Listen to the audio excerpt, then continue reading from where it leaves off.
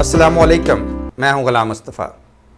बहुत से लोग ये सवाल पूछ रहे हैं कि तशहीर वालों ने कुछ नए रूल निकाले हैं, सुना है ये सही है या गलत है, इसके बारे में कुछ बताएं।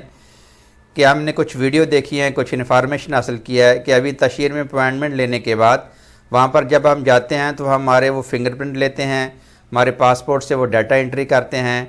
डाटा एंट्री करने के बाद जब सारी चीज़ें कंप्लीट हो जाती हैं, फ़ीस ले लेते हैं, तो वो बाद में कहते हैं कि आप जाएं फ़लाँ एजेंट के पास, वहाँ पर अपने डॉक्यूमेंट्स जमा करवा दें और आपका वीज़ा लग जाएगा।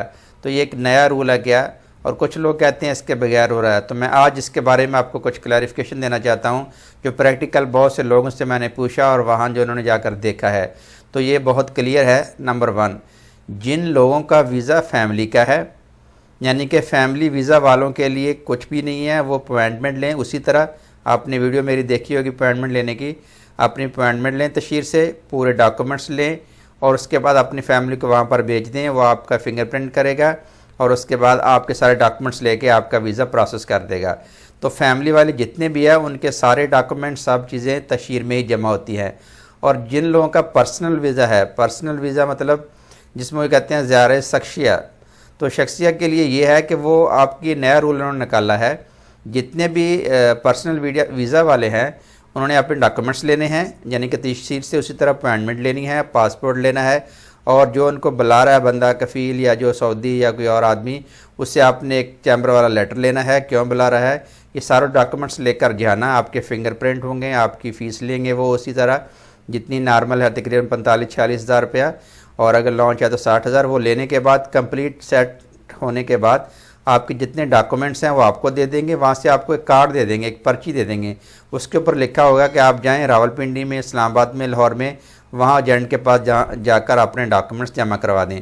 तो आपने जो पर्सनल वीज़े वाले हैं वहाँ से डॉक्यूमेंट्स लेने हैं, तो दूसरी जगह चले जाने हैं, जो ऑफिस आपको दिया वहाँ पर आपने डॉक्यूमेंट्स देनी है। वहाँ पर फिर आपने कोई 10 से 12 हज़ार रुपया जमा करवाना है, तो उसको डॉक्यूमेंट्स आप जमा करवा देंगे। जमा करवाने के बाद वो जमा करवाएंगे सऊदी एम्बेसी में, आपका वीज़ा लग जाएगा।